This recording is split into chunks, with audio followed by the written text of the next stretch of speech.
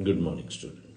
As we have seen in the previous lecture, as we ingest the food from the mouth, it passes through the esophagus by the movement of peristaltic. It reaches the stomach.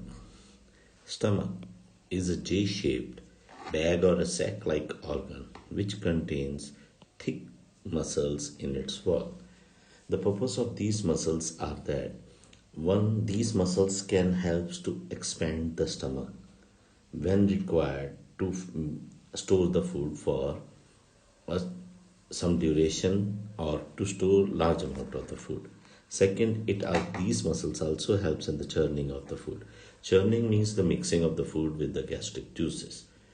Gastric juices are those secretions which comes out from the glands present within the wall of the stomach. The various types of the chemicals coming out in the gastric juices include: number one is the hydrochloric acid. This has a very important role. The hydrochloric acid helps in the killing of the germs, because when we eat the food and we pass it through the air, number of the microbes may get attached to the food while we are ingesting it into the mouth. So it helps to destroy or damage the cell wall of the germs or their body wall so that they get killed.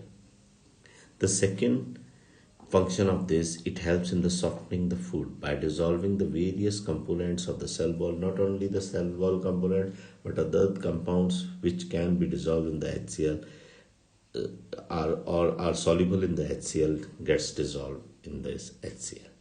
Now, third important function of this HCl is that it makes the medium acidic within the stomach, which is required for the gastric enzymes to work, because most of the gastric enzymes, they are secreted in inactive form. Like the pepsinogen is an inactive form which get converted to pepsin. Why they are secreted in inactive form is due to the fact that if these enzymes are in active form, they may damage the inner lining of the stomach. So to prevent that, when the food is not there, they may damage the inner lining. To prevent that, these are generally secreted in the inactive form, but when we eat the food, stimulation of the food is there, they get activated. The another secreting substances from the stomach is the enzyme pepsin. This pepsin act on a proteins and digest them partially. That is, they break down. Protein is a very long chain of amino acids. They break them into the small chains of amino acid, that is of around the small 200 to 300 molecules of the amino acid comprising of peptones or proteoses.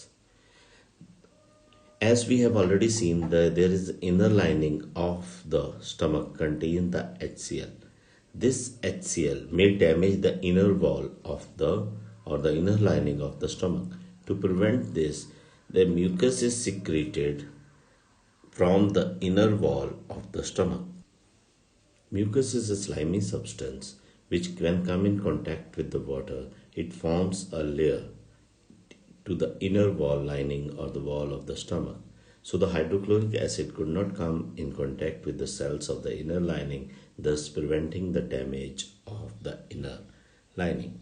As we can see from the stomach, the gastric juices coming out which contain: number one, the pepsin, which breaks down the protein; HCl, which provides the acidic medium to disinfect the food as well as to make the enzymes active; and third is the mucus, which protects the inner lining of the stomach from getting damaged. From the stomach, the food enters the small intestine. The small intestine is divided into three regions: duodenum, jejunum, and ileum.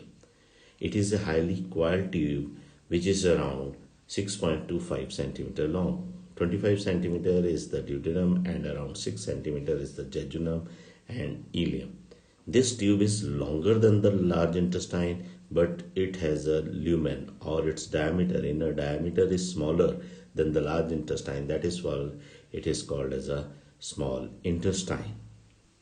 As you can see in this diagram, this C-shaped curved tube is called as a duodenum, followed by we have a two-part jejunum and ileum. Now, and as you can see, there are the two major important glands, that is the liver and the pancreas. Liver open into the duodenum as well as the pancreas open into the duodenum.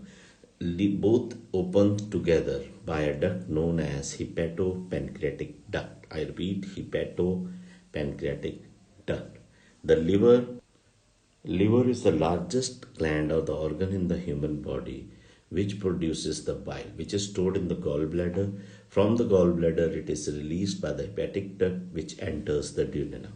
This bile has a major role in digestion of the food. Similarly, the pancreas, which is leaf-like structure situated below the stomach within a cavity of a C-shaped duodenum, it secretes the pancreatic juice, which contains different type of the digestive enzymes for the digestion of the various substances like carbohydrates, proteins, and the fats, different types of these compounds. The bile and the pancreatic juice, both juices enters the duodenum, as I have already told you, through a hepatopancreatic duct. Now the bile has another important role or major role. The number one is, as we know, that the food coming from the stomach is acidic because it has mixed with the HCl. So if that food enters the duodenum or the small intestine, it can erode the inner wall of the duodenum because it is not lined by the mucus. So to neutralize that food, the bile, which is highly alkaline or basic in nature, reacts with the acid to form neutral salts and water to prevent the damage of the inner lining. Secondly, all the intestinal enzymes or the enzymes present in the duodenum work at a neutral pH. They do not require much of the acidic or the alkaline pH. Another role of the bile is that it breaks down the fat into a smaller particles or the pieces. This process is known as emulsification of the fat. If we take a small pieces of the chapati or the paratha, put it in the water and shake it, we will see a small droplet of the fat is coming out in the water. These small droplets is that the fat molecule has been broken down into a small globules. The same work is done by the bile, which is alkaline in nature as our soaps are. So it separates the fat from the food so that the lipase can act on this. After these roles of the bile, the pancreatic secretions comes into play. The pancreas produces the enzyme lipase, which helps in the digestion of fats or the lipids into fatty acids and glycerol, which is a simple absorbable form. The trypsin and the chymotrypsin secreted from the pancreas digest the protein into the simplest form, that is the amino acid, which can easily diffused into the blood vessel.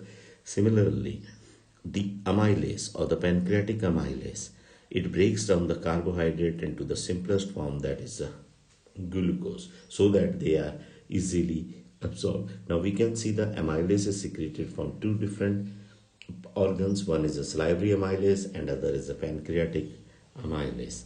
So the major food has been now digested or has been broken down into a simplest absorbable form in the duodenum. From the duodenum, this forms enters the next part, that is the jejunum. Followed by that, there is a ileum is there. The jejunum and the ileum, their inner wall, if we can see, the inner wall of there is folded into a finger-like projections. These are known as a villi.